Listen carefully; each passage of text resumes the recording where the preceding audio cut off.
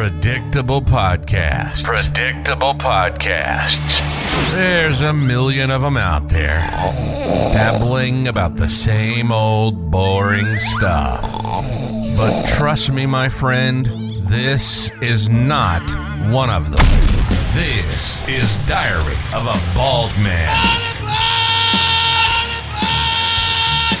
He's bald, and he's completely off his damn rocker, and I love that about him. Safety, dinosaurs, relationships, the many uses of a can of Raid in the bedroom. Hold on. Did I read that right? What the f*** happened there? All right. Let's do this. Welcome to Diary of a Bald Man. Now your host, the cue ball himself, Alan Wooford.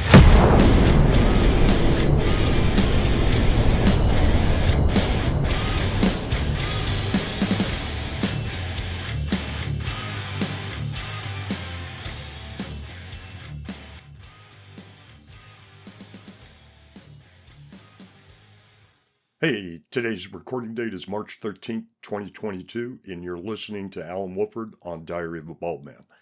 So, how are you? I ask you this because it's been an unusual week, and I want you to reflect on it and say, hey, there were some high points, there were some low points, and then there were points I don't even want to remember. But part of our memory is what makes things go great. If you think about it, even the bad shit that happens in our lives has some good anchor points to it, right? It either helps us reflect and prevent from doing that again, or when somebody else comes up and says, hey, this occurred, that occurred. I ran into this wall. I couldn't move forward because of this. You could say, hold on a second. Been there, done that. And today, I'm just reflecting on all these things that happened this week. So one of the top things, one of my friends, Dr. Pat Ballone, if you Google her, you're going to be surprised. I mean, she is actually a physician. She's been involved in medicine for quite some time. She's a certified functional medicine practitioner, coach, chiropractor, speaker, and author. And her update to her book, just came out. And if you're not familiar with it, it's called Why Are You Sick, Fat, and Tired? Now, that may sound a little strange, but had I had the opportunity to have her book back 2007, 2008, when I was weighing 330 pounds and selling shade, from my chin and from my multiple layers of stomachs, I could have went through this book, looked through it, and just by answering the simple questions, said, holy crap, my magnesium's low. I'm not craving chocolate. I'm not craving sweets. It's these little things that her book helps pick up. And through that book, I was reflecting because she sent me a copy. She sent, copies to others as well to evaluate and look at it. And I looked at the trends and patterns and said, that was me back then. Where the hell, and I always ask her this when I get on the phone with her or if we're engaged in a conversation, why the hell didn't you put this out sooner? And that's what the diary's about. We reflect, right? What did we do? What could we add, along with Dr. Papellone's book, to friends of ours who are severely obese or have eating disorders or have a multiple events and issues, whether it's Hashimoto's or some other thyroid issue, diabetes, things like that. Well, that's why we're sick, fat, and tired. I mean, we've got a lot going on. 2021 made it worse with COVID being locked up, so people would just graze through everything that was in the house. And, some of those conditions were brought on by stress, cortisol levels, simple things. So while you're listening to the podcast, look down. Can you see your pecker? Can you see your feet? If not, you may have a weight issue. Or, when you go to get your airline ticket and they have you step on a luggage scale. I had to do that once. I shit you not. It was so embarrassing flying from Alaska back here to the lower 48. I was so heavy that I had to step on the scale that was designed for luggage. So I didn't think nothing about it because I was grazing. I was going through all the stressors and the cortisol levels were just shit ton, and all this stuff was going on. And because the way it creeped up on me, I didn't even know. So I kept buying larger shirts, larger pants, and then what really got to me was when you get on the aircraft and they hand you a seatbelt extension, right? So again, when you think about this and you reflect on your diary, your own life, there are actually people out there with severe physical impairments. They were born large, whatever the case may be. But there is a way to fight and take it back. You could get Dr. Pat Ballone's book, Why Are You Sick, Fat, and Tired? Or do like I did, go to my physician, because I saw I was getting overweight. They were giving me medications for the heart, for the stress and everything that was going on, and then pointed at a graph and said, you got 5 years to live with the way you're going. That was my initiator. That was the trend that, started me going, was seeing the scale and then where it all ended. And I said, what does that mean? And there's like, well, look at your blood test. Look at this compared to these people. All these people are dead. And you're climbing that ladder yourself. So in my diary on this episode of Saints and Sinners, I'm reflecting in that mirror. I still have some of the clothes the wife was helping me get rid of the other day, because where we're preparing to move, I was looking at 3X shirts, pants that were 38. I wear a 34 now, and it's fallen off my non-existent ass. So my wife's saying, let's step to a size 32. When we hold on to some of these things, they help us remember where we came from. Don't always reflect on your past. Look at where you're going. Look at your path forward. But let that be something to train and educate you on. And, when you think about it, you're looking in this mirror and you reflect on yourself. Are you the same person you were yesterday? Or are you better? Are you getting worse? What's keeping you that way? There's simple things out there, people. It could be simple mineral intake, how much water you drink. Depression is caused by a chemical imbalance. It's caused by environment. Learn to change these things. And that's what today's episode of Saints and Sinners is. Do you need to change, or do you need to change it in the eyes of others? And we'll get back to that after this word from our supporter.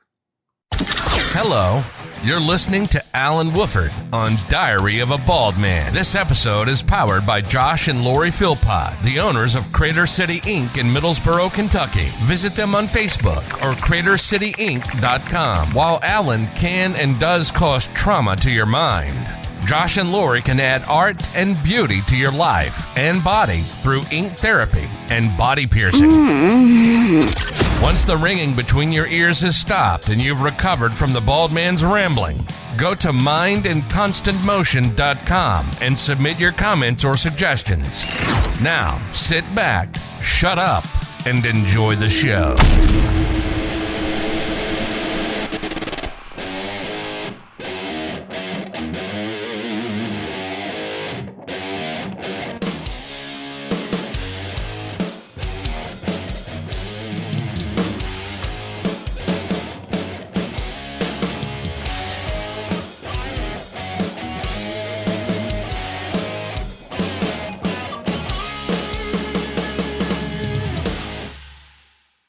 Okay, and we're back. So, again, this episode's called Saints and Sinners.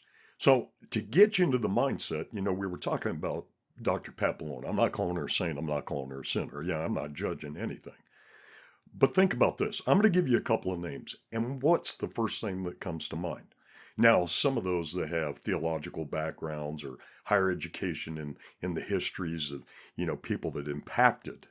And what's going to surprise you, I'm not throwing in the Ukraine bit, but where some of these people started in Ukraine, there's a lot of history out there that people are not aware of. But I'm going to give you 5 names, and I want you to reflect on what you think or makes them a saint or a sinner. Olga of Kiev, Vladimir the Great, Mary of Egypt, and Bartolo Longo. Now, for a lot of you, those names are not going to have any reference. They're not going to mean a damn thing to you. I'm a history buff. I love history. I love, things about the past, because if you remember, everything from the past comes back. That's why they call them revolutions.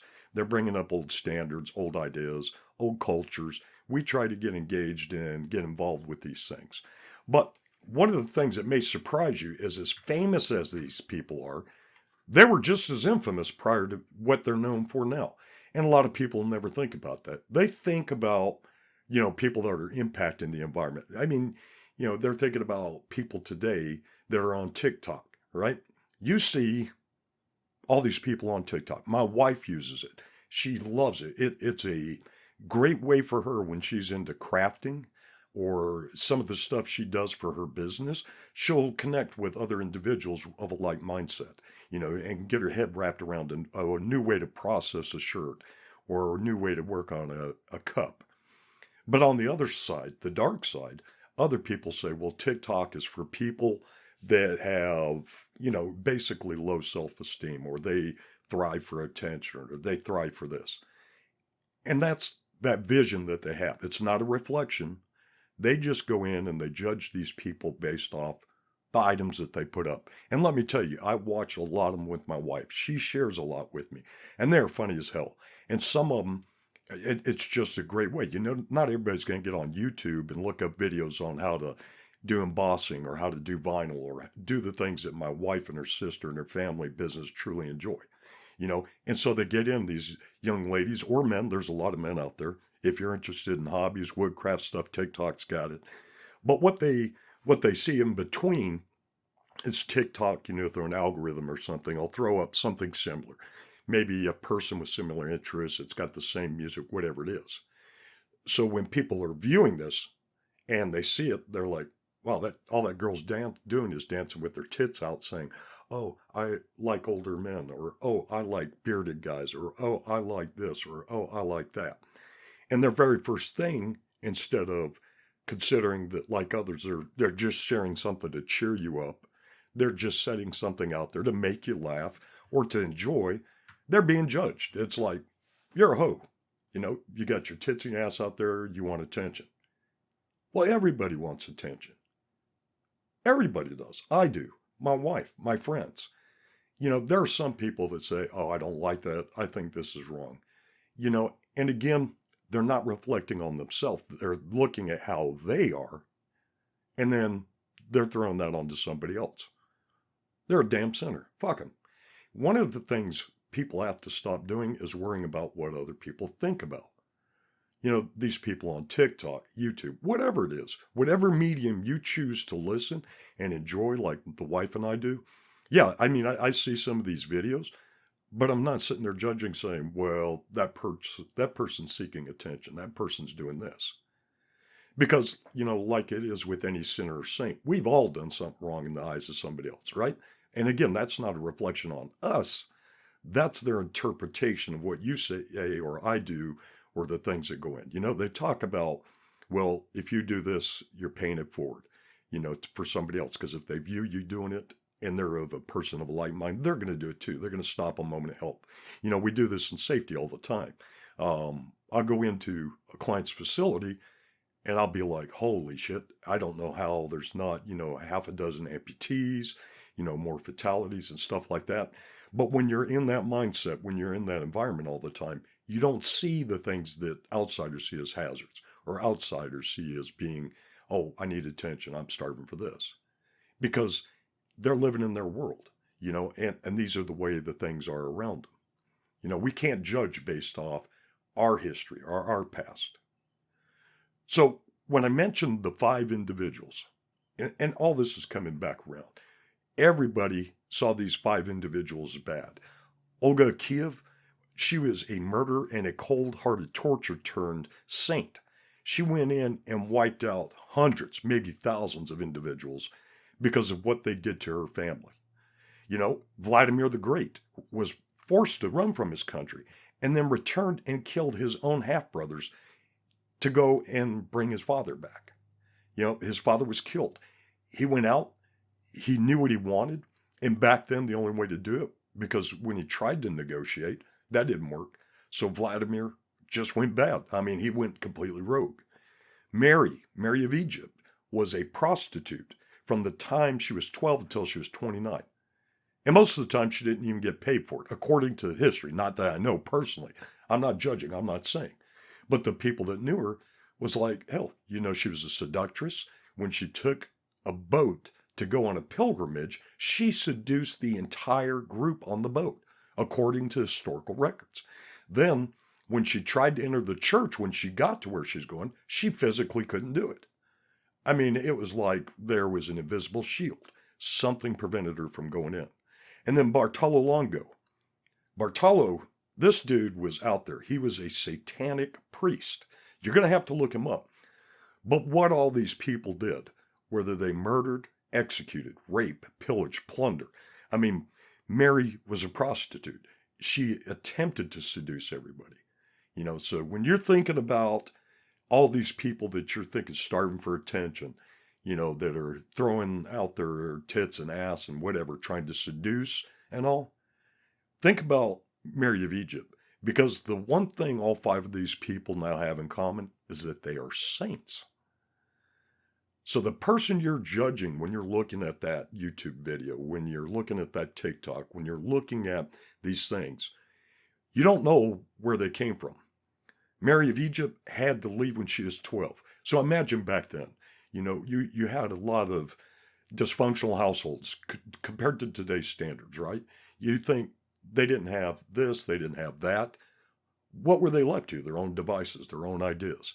Where was Mary's mom? Was she not available? Maybe her mom had to prostitute to keep them alive. I mean, prostitution was one of the oldest and most historical trades there was, outside of politics and outside of agriculture.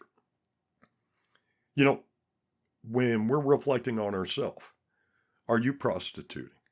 And don't say you're not, because if you're a professional in any industry, in any business, you are trying to dress the part. You try to talk the part. You're a TikTok whore. You're doing the same thing. You're trying to compel, you're trying to seduce, you're trying to bring in the same people that you want to sell to. So not only are you a whore, you're not even physically giving yourself except in a visual aspect. So you better hope that the end product justifies you doing the same thing. And what about Bartolo Longo, the Satanic Priest? There's a lot of people back in the day were paganism, because when Christianity was coming out, and this isn't a religious thing, it is in some regards because it's historical, but, he never saw the power of Christ or, whatever your religious belief is. For some reason, even though he had religious family members, he thought that Lucifer, who was also an angel, you got to remember, Lucifer was cast from heaven. So he was cast from heaven into hell, and he thought, is that because of fear? What was God afraid of Lucifer's power? Maybe that was his interpretation. Everybody interprets differently. How are you interpreting the message I'm giving to you now? Am I chewing your ass out for being a sinner? No. You're going to do great things. The hope is you live your life without worrying about if people are looking at you like a TikTok player. But don't downgrade yourself because, like me, I used to be 330 pounds. I never thought I'd live past, being 35, 36 years old. But by taking time to reflect on myself and seeing where I was going, yeah, was I happy? Yeah, to some degree. And that overshadowed the things that I couldn't change at the time. I could. I just didn't see the light at the end of the tunnel, because I didn't have TikTok. I didn't have all these others where I could gauge other people and say, wait a minute, they succeeded too. When you have family members a lot of times want to build you up and they want to support you. But when they see these destructive paths, they're like, oh, well, we tried to talk, we tried to do this. And sometimes their interpretation of what's going on is completely blindsided, not because they don't know what you're doing, what you're going through. It's just from their own personal experience. They never had to deal with something like that before. When my real mother, Linda, passed away while I was on Wake Island, I shut down completely. One, because I didn't know her, and I could have. The things I blamed her for not hunting me down. And I'm grateful to my wife for saying this. You could have done this shit too. Rhonda has been an anchor. She has educated me so much, not on worldly stuff, but on myself, things I could have done, things I'm doing now. I mean, thanks to her, this is one of the great things I am talking about, and we'll get back to the other portion. Yesterday was the first time in my life that I applied for a home loan to be a homeowner. Because previously in my mindset, the home that she had prior to us getting married, it was perfect. I've never had anything like this. I didn't want to have things that when I died, you pay a ton for. And in my mindset, because of being in the military and we moved all the time, didn't want to pay for something and then worry about, who's going to fight over it, what's going to happen, who's going to be left paying the taxes, what if it falls apart, can't do this, can't do that. I worried about shit that didn't even exist. That's why we plan as a couple. So, when I tell you about Olga of Kiev and then her grandson Vladimir, They overcame obstacles. Yes, it was volatile for what they had to do back then, because that's what they had to do in that time frame. There wasn't a lot for bartering. Bartering was a huge way. A lot of people didn't have currency. They had gold coins. They had stuff because they paid taxes, right? You had to pay to the kingdom. But then, we look at Mary of Egypt prostituting, Bartolo Longo becoming a Satanic Priest, because in these areas of our life where things have impacted us, we had to adjust by the way we interpreted and saw it. And my wife saw and interpreted my hesitation. And she said, if you never try this, you never try that, then that's on you. And like I said with Linda, I didn't know her when she died. It was not a great childhood whatsoever. It was not as bad as many, many others, not even close.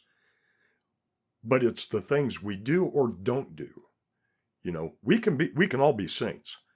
What do you got to do? 3 miracles or something like that? I mean, depending on your religion. But do you really have to have that type of title? I mean, we're all sinners in the eyes of no matter who's watching over us, whether it's God or some other deity. We're all sinners. Because I know you're checking out my wife's ass. There ain't nothing wrong with that to me. We all look at people walking by us. There's something that catches your eye. It may be your neighbor's wife or their house or that. There's 10 commandments for a reason. These are the things you're not supposed to do. But, what about in our professional lives? People will share. They will contemplate. They will try to outdo one another instead of selling what they have, which is them. What is your knowledge? Could you sit down right now and could you write out a pamphlet and sell it as a consultant, similar to what I'm doing, and say, this is what I'm great at? But then because you're sinning, 2 out of the 3 out of the list, you're trying to outdo your competitor. Okay, competition is great.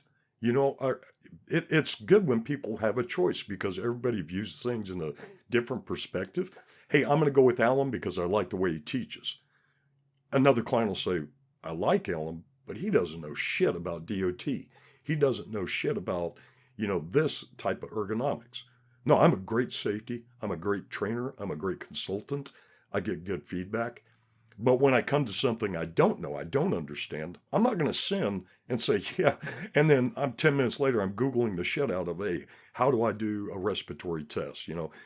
Give me the rainbow passage. How tight do the masks need to be? What kind of test do I need to administer for this? If I'm truly good, you're the saint now, you're going to find the other sinner that knows that better than you. And we'll return in just a second. Promoting safety in any industry is difficult at best. No one wants to be injured, and no one wants to drink bad coffee. In the words of Mitchell Wilson, president of Work Zone Coffee, our mission here is to provide great-tasting coffee while promoting a culture of awareness through our support for workplace safety by volunteering, sponsoring, and donating to safety organizations around the country. On July 28, 2021, Work Zone Coffee joined the National Safety Council. Work Zone Coffee Company shares the National Safety Council's mission to eliminate the leading causes of preventable death and injury, focusing on emerging issues in the workplace where fatalities are on the rise. So, before you start your day, plan, prepare, communicate, engage, and support a safer work environment with Work Zone Coffee.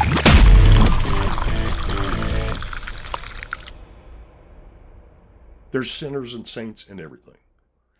One of the things you have to look at is don't try to be something you're not. I tried to do that for years. My wife called me out on it. Hey, you're not this. This is when I started Safety Seconds. Did I provide good service? Yes. Did I have good feedback? Outstanding. But what my wife could see, and I couldn't because I was so involved in everything I was doing, I didn't know how to sell shit. I didn't have follow-up because I never ran that kind of business before. I've had multiple businesses. I had a retail shop for law enforcement, parents and I had in Georgia back in the day. Did some training and consulting prior to the Safety Seconds. And I was successful at it, but those were fillers. I had a full-time job. I did not properly prepare for when I departed the job where I met my wife. And so I put us into some financial stress because not having that constant income, my wife was a saint. She said, try it. Made good money on the thing. Then suddenly people dried up. And that's the nature of the beast. But if I had properly prepared for my exit to go into that and spoke with my wife and said, hey, honey, what do we need for this? What type of blanket do we need financially? Can we handle this if I'm doing that? I didn't do that because as a sinner, I thought of myself. And I did. Did I succeed? In some areas, yes. My name got put out there. So where I'm consulting now and where I worked out, others were like, oh yeah, I heard you did this, for Smithfield Foods, or I heard you did this for Kellogg's, or I heard you did this for PP&G. You got a great name in the industry. People know you. You've traveled. You've been around. We need that diverse background. But being a sinner, it cost me and cost my wife, It put us in financial stress. Not much because my wife wasn't going to let that happen, but I didn't have the knowledge and I didn't have the training. So that goes back to what I was telling you previously. When you're dressing up to the nines and you're looking in that mirror and you're ready to tick-tock pimp your ass out to the people around you, and I need to be direct with you, are you doing yourself and them any favor? Should you dress down? And I bring this up a lot because as a consultant, you have to know where you're going. You have to know the people you're talking to. If you're going into a construction site, you wear a suit, they're immediately going to start saying, God, let's get this over. Because you didn't consider the environment in which you're trying to sell or the environment that you're trying to work with. You were showing them something that you don't see outside there. And they've seen insurance people and engineers walk a site. But for what you're doing, are you displaying the right thing? Or, are you giving them something else to look at that's outside of their box? And some of them will have regrets immediately because you don't fit. And not that you should fit. If you're going to do it differently. Get out there, wear your boots, make sure they're dirty. Because, a lot of people say your first impression of a person is by their footwork. Well, that is true in a business sense. But if you go out in the field and they see brand new boots, they're not scuffed and stuff, they're going to say you're not truly a worker. To communicate without being visually looked at and say, oh, you're a whore, you have to dress as the other whores. To be successful, you have to know how they talk. To be successful, you have to know the time constraints. You have to know these things. So, going back to those last five, Bartolo Longo, we talked about him being, a satanic priest. When he knew that he was selling to the wrong crowd was when he became depressed. People that are doing stuff that are not conducive with their own emotional well-being or physical well-being, right?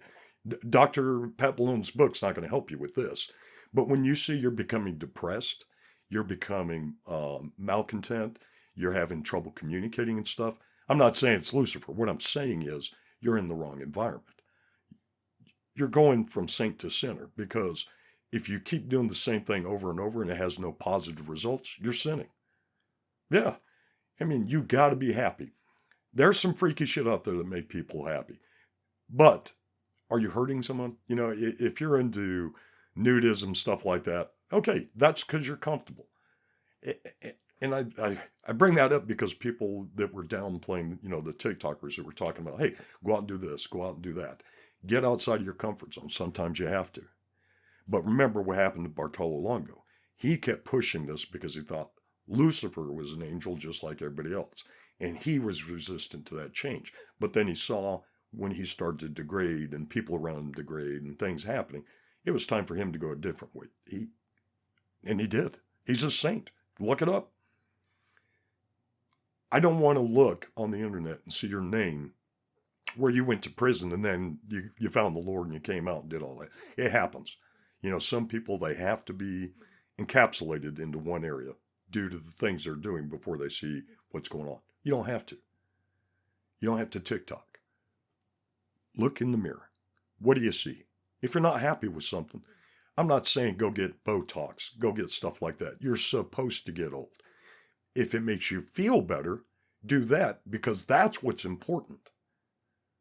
Because people judge, oh, you had liposuction, you had this, you're getting implants, you get that, and they think it's for attention. No, The attention has to start with you. If you're not paying attention to you and you're happy and you don't care about the way people look at you, then fine, be that. But if you could truly look in the mirror and say, I want to do better for me, do that. Because you can't live in a world where other people are looking at you and judging you. You're not going to survive. Because just when you think you had your hair right, your clothes right, your shoes right, like I said, you go out onto a job site with penny loafers and shit like that, you're going to start reflecting off the faces that you see. Because they're going to be looking at you like you're hinky. Well, guess what you're going to do? Whatever you see, you're going to reflect. If you see negativity, you're going to reflect that negativity. You're going to go from where you thought you was being a saint by coming out here and doing great things to now you're sinning. And now, not only do you dress funny, you're scowling at them. They're going to take that to heart. Be true to yourself. Love yourself first. Don't worry about being a sinner or a saint. Worry about being you. You're going to be a saint if you do all the right things for you. Because if you're happy, you're going to reflect happy when other people looking at you.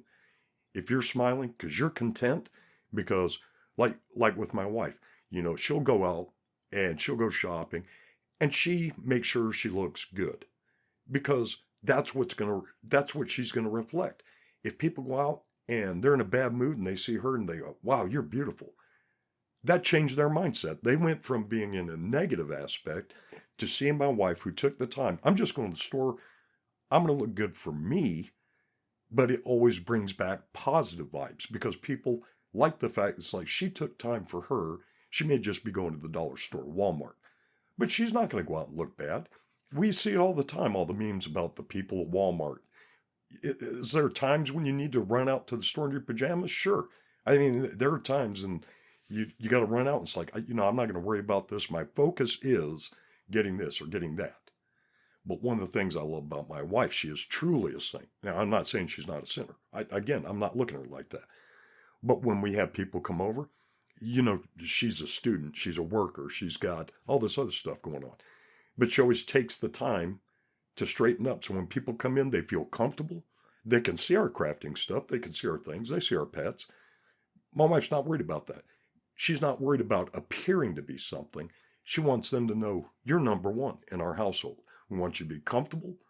We want you to smell things because what's going to happen?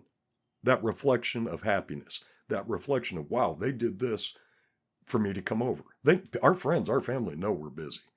But it's that extra step my wife makes sure to take for everybody. It doesn't matter who you are. Because to her, you're the most important person. We're going to bring you into the household, and that's what we're going to reflect.